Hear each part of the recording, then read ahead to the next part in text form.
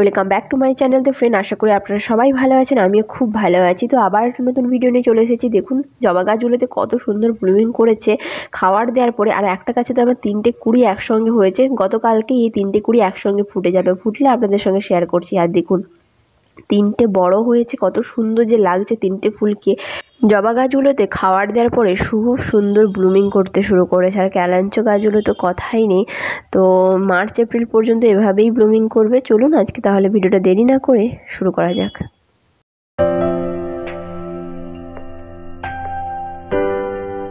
তো যাই হোক ফ্রেন্ড, প্রথমেই কিন্তু আমার ভয়েসটাকে আপনারা অবশ্যই ইগনোর করবেন, কেননা প্রচুরই ঠান্ডা লেগেছে, সেই জন্য ভয়েসটা এরকম।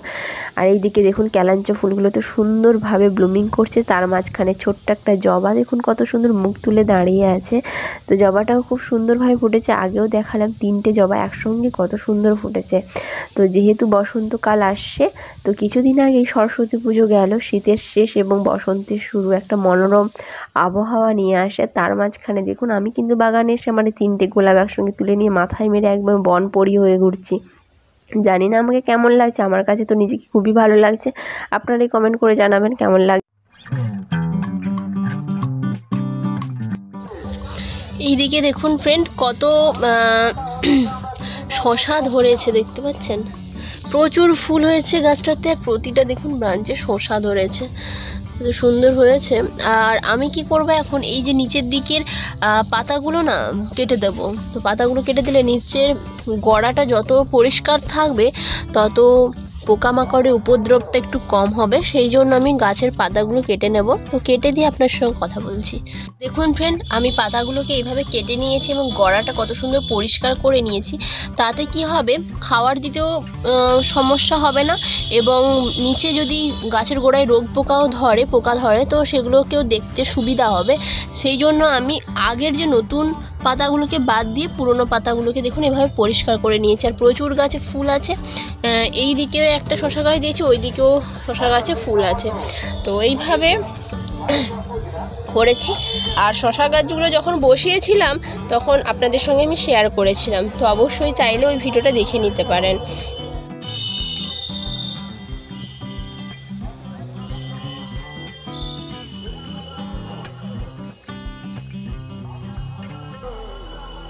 তো তারপরে এই বোগেনভিলিয়াগুলো দেখুন গাছে কিন্তু এখন পাতা নেই, যেহেতু এখন পাতা ঝরার টাইম। সমস্ত গাছের পাতা কিন্তু কিছু কিছু গাছে পাতা আছে, আবার একটা একটা গাছে পাতা নেই। তো তার মধ্যে কত সুন্দর ফুল ফুটে আছে।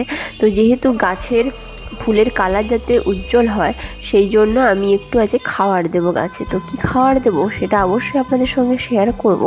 আর ক্যালাঞ্চো ফুলগুলোকে না দেখিয়ে আমি পারি না, এত সুন্দরভাবে ব্লুমিং করেছে। আর এইদিকে দেখুন গাছের খাবারের জন্য এখানে আমি নিয়েছি পটাশ, এনপিকে এবং এসএসপি। এনপিকে আর এসএসপিটা ধরুন 2 চামচ মতন নিয়েছি, আর পটাশটা নিয়েছি 3 চামচ পরিমাণ। একটা পরিমাণ আপনাদেরকে জাস্ট মেজারমেন্ট করার জন্য বলে দিলাম। 3 চামচ যদি আমি পটাশ নিই, 2 চামচ এসএসপি এবং 2 চামচ এনপিকে নিয়ে মিশ্রণটাকে তৈরি করেছি এবং প্রতিটা গাছে দিয়ে দেবো।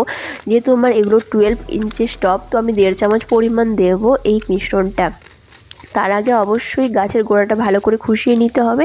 খুশিয়ে নিয়ে একদম টবের রিং বরাবর আপনারা কিন্তু খাবারটা দিয়ে দেবেন। আর খাবার দেওয়ার পরে অবশ্যই জল দেবেন। তো চলুন, গাছের যে নিচে যে কাণ্ডের কাছে যে সমস্ত আগাছা জন্মাবে সেগুলো অবশ্যই ক্লিয়ার করে দেবেন। সব সময় চেষ্টা করবেন গাছের গোড়াটা যেন পরিষ্কার থাকে, তাতে রোগ পোকার আক্রমণটা অনেকটা হলেই কম হবে। তো চলুন, খাবারটা এইভাবে দিয়ে আপনাদের সঙ্গে কথা হচ্ছে।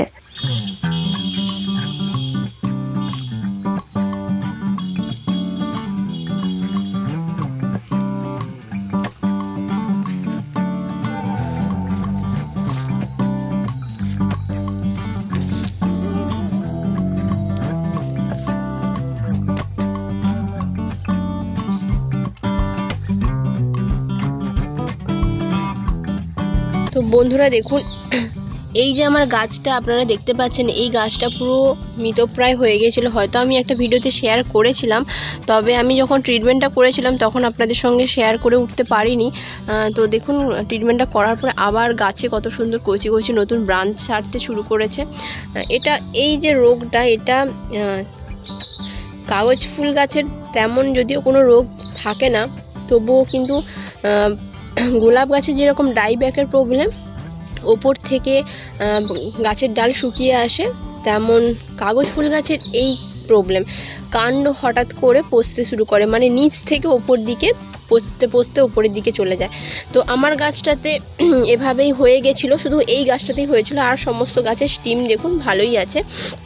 হঠাৎ করে আমি বুঝতে পারিনি যে এভাবে হয়ে যাবে। তো গাছের পাতাগুলো হঠাৎ মরতে শুরু করেছে। তারপরে আমি যখন রুট আবার আমি চেঞ্জ করেছি, মাটি চেঞ্জ করে এতে ফাঞ্জিসাইড লাগানো ছিল, এখন ধুয়ে গেছে জল দিতে দিতে। তো ফাঞ্জিসাইডের প্রলেপ লাগিয়ে এই গাছের সাইডের রুটগুলোকে একটু কাঁচির সাহায্যে একটু কেটে কেটে দিয়েছিলাম, দিয়ে করে তার মধ্যে পুরো ফাঞ্জিসাইডের প্রলেপ লাগিয়ে দিয়েছিলাম। তো এইটা মূলত বর্ষাকালের টাইমে হয়, আবার কখনো কখনো অন্য সময় হতে পারে। আমার যেটা হয়েছিল সেটা বর্ষার সময় হয়েছিল, বর্ষার পরের মুহূর্তটায়। তো তারপরে আমি এবার রিপোর্টিং করে, বর্ষা চলে যেতে রিপোর্টিং করে তারপরে আমি দেখুন এটাকে সুস্থ করতে পেরেছি। আমার ভালো গাছটা মরে যাচ্ছিলো, তো খুবই মন খারাপ লাগছিল, বুঝতে পারছিলাম না কি করব। তারপরে আমি যখন রিপোর্টিং করলাম দেখলাম পচতে শুরু করেছে, তাই জন্য যতটা অংশ পচে গেছে এভাবে কাঁচির সাহায্যে এভাবে স্ক্র্যাচ করে দিয়ে তার উপরে পুরো ফাঞ্জিসাইডের প্রলেপ লাগিয়ে দিয়েছিলাম। তারপরে দেখুন আমার গাছটা বর্তমান সুস্থ। তো এই মুহূর্তে আমি একে খাবার দেব, যেহেতু ওই গাছটাতে দেখালাম খাবার দিয়েছি, এই গাছটাতেও, এই গাছ না সবগুলো গাছেই খাবার দেব। কত সুন্দর দেখুন আমার ফুল আসতে শুরু করেছে গাছে, এই সময় ফুল আসে আবার নতুন করে। তো এই জন্য যাতে ফুলের কালারগুলো উজ্জ্বল হয় সেই জন্য আমি এখানে পটাশ, SSP এবং NPK মিশিয়ে নিয়েছি প্রতিটা গাছে। যেহেতু আমার 12 ইঞ্চির টব, 1.5 চামচ পরিমাণ নিয়ে সমস্ত গাছে দিয়ে দেবো। তো দিয়ে আপনাদের সঙ্গে কথা হচ্ছে। আর হ্যাঁ, খাবার দেওয়ার পর অবশ্যই কিন্তু জল দিতে হবে। কত সুন্দর একটা জবা হয়েছে দেখুন, এই দিকে একটা হয়েছে, এটা পঞ্চমুখী জবা, কালারটা দেখুন কত সুন্দর, আর কুঁড়ি তো আছেই। আর এই দিকে আজকে একটা সুন্দর ডালিয়া ফুটেছে, মানে ফুটেনি এখনও, ফুটবে। সমস্ত গাছে আমার খাবার দেওয়া দেখুন কমপ্লিট, এবং জল আমি একটুক্ষণ পরে এসে দিয়ে দেব। তো সমস্ত গাছে যেহেতু দিতে হবে। আর দেখুন কত সুন্দর এবার ব্লুমিং স্টার্ট করেছে, গাছে পাতা নেই কিন্তু ফুলে কিন্তু ভরে আছে গাছগুলো। ভিডিওটা এই পর্যন্ত। আজকে ভিডিওটা যদি আপনাদের ভালো লেগে থাকে অবশ্যই লাইক করবেন, কমেন্ট করবেন এবং আমার চ্যানেলকে অবশ্যই সাবস্ক্রাইব করে দেবেন। আর যারা আমার চ্যানেল নতুন এখনও সাবস্ক্রাইব করেন অবশ্যই সাবস্ক্রাইব করে দিয়ে পাশে থাকা বেল বাটনটা অবশ্যই ক্লিক করে রাখেন, যাতে আমার পরের ভিডিও নোটিফিকেশানগুলো আপনাদের কাছে খুব তাড়াতাড়ি পৌঁছে যেতে পারে। দেখা হচ্ছে ফ্রেন্ড এরকম আরও একটা ভিডিওতে, ততক্ষণ সবাই ভালো থাকুন, সুস্থ থাকুন। By friend, happy gardening and be safe.